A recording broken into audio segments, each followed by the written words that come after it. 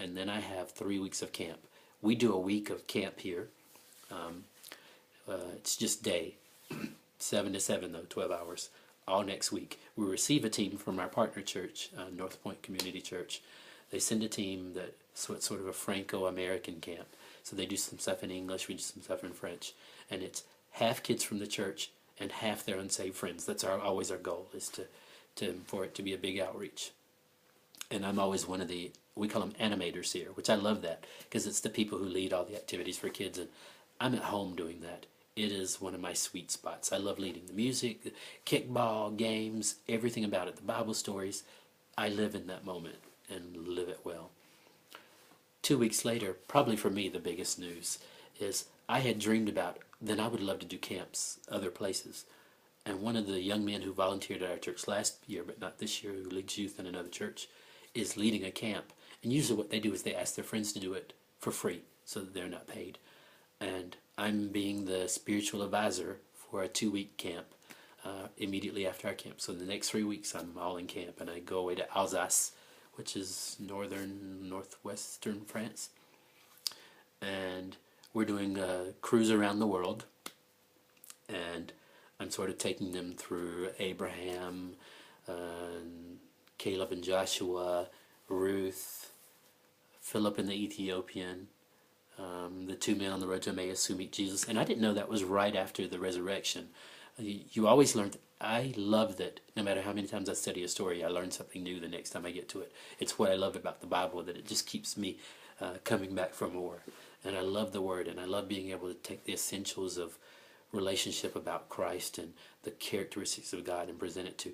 We're going to have a blend of, there are lots of kids from our church, and they know these stories already, but lots of unsaved kids. So it's going to be, there's always going to be a now and a not yet tension of making sure I present to kids who've never heard the words, not even the names, and kids who are familiar and have a relationship with Christ.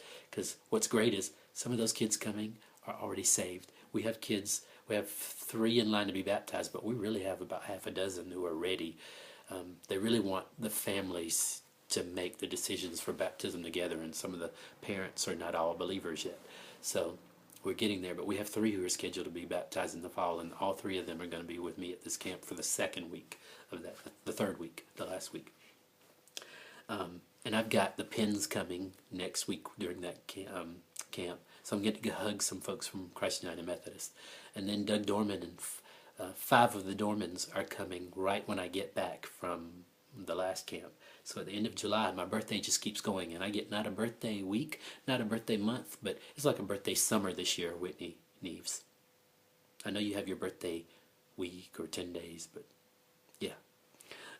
That's a little nod to a woman who always tries to limit my birthday to 1 day. But those guys are coming. That will make 6 out of 8 Dormans that I've seen here in France, which I just find phenomenal. And the last is news. I've debated about how much to share, and I'm going to share. I've told all of, I've asked for prayer from a group of really close friends who have marriages that I admire, or just folks who are, they're the folks who should know first. I think I've met her. Her name's Ellie. The problem, and why we're not yet, is that she's not divorced. Her husband left her 3 years ago, or they've been separating for 3 years, has not been in the home for 2 years, and has been seeking a divorce now for 2 years. Is still with the woman he left her for 3 years ago, and she's really waiting on the paperwork. It's hard for me to pray for a marriage to end, because my heart wants him to repent and for them to be together, and yet I think she's the one. So I'm really praying like Boaz, who went to the other guy and said, you are the closer kinsman redeemer, you have a claim, but do what you're going to do, quickly. So that's what I'm praying. Her name's Ellie, and we're nothing until we're something, which means we're only hanging out in groups, getting to know each other as friends, trying to know each other before anything romantic develops, have people praying for us, and I want to be above reproach. And I want any single people in the church who are watching us to think, here's a way to respect her and to respect God first. But I knew when I told her, because she really noticed me before we noticed each other at the same time, but she really began making moves towards me first, and I realized I have to say something that doesn't discourage her. And how do I tell her, wait for me? So instead I said, I'm going to wait for you. And I gave her a little token that said, hey, I'm going to wait for you till you're divorced. So don't despair. I'm not rejecting you. I'm just saying I'll wait for you if you'll wait for me. And that's a Tracy Chapman song that I told her about at the same time. So she's out there, and the divorce could happen in as little as a week.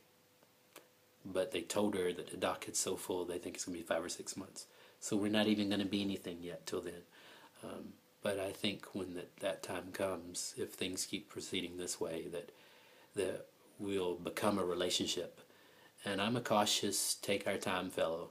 When I come home in 2015 of June, I'll still be Ricardo Walker, and she'll still be Ellie Lormier.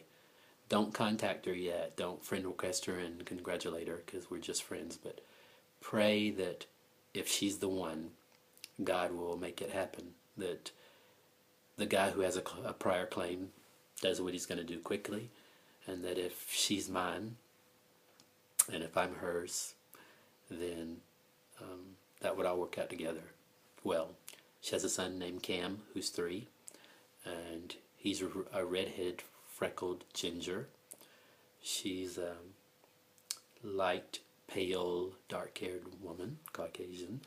And so I'm already thinking we were going to look like the United Colors of Benetton or some ad. But I'm just excited, and this is different this time. I think this has happened once before in a way. And I think I was so in love with the idea that God was just going to answer my prayer, and in love with the idea of being in love. And this time, I like the person in front of me. And I'm thinking, if she would choose me back, how amazing would that be? I don't deserve her. If she would choose me back, God, I would be so honored and excited if that would be what you would have for me. So pray with me. That's the news.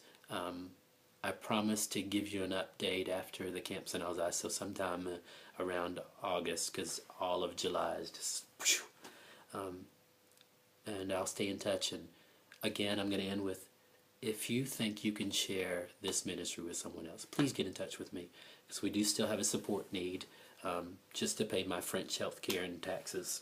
That I can't get rid of my American, because United World Mission says you have to stay covered in the States, and they're wise in doing that, because the France coverage won't cover me in the States. So if I come home, or if I have to leave the mission field, I have to have coverage. And then here, they make you after 2 years have coverage. So it's about $800. That's the shortfall that I'll be looking at. And if you want to increase your giving, or if you would present to your life group or your church, we can do that by FaceTime or Skype, and the video works really well. And I can just share these kind of stories and let people see why your gifts, which I call church planting, you're planting a church in Église de la Brie through your missionary, which is also planting 2 churches already, which just boggles my mind. The church is technically at year 6, I think. 2008 to now makes 6 years. Having 2 years, having Sunday services, only 2 years, and we're already doing what I, in my heart, came here to do, and I thought it was going to take 20 years. Churches that plant churches, disciples that make disciples. That's what I'm praying for Josias. That's what I'm praying for folks back home. I'm praying that that's what you're doing at your church. I'm praying that that's your heart for your family. That first you're making disciples of your children, and hopefully that you're able to connect your co-workers and your friends to Christ.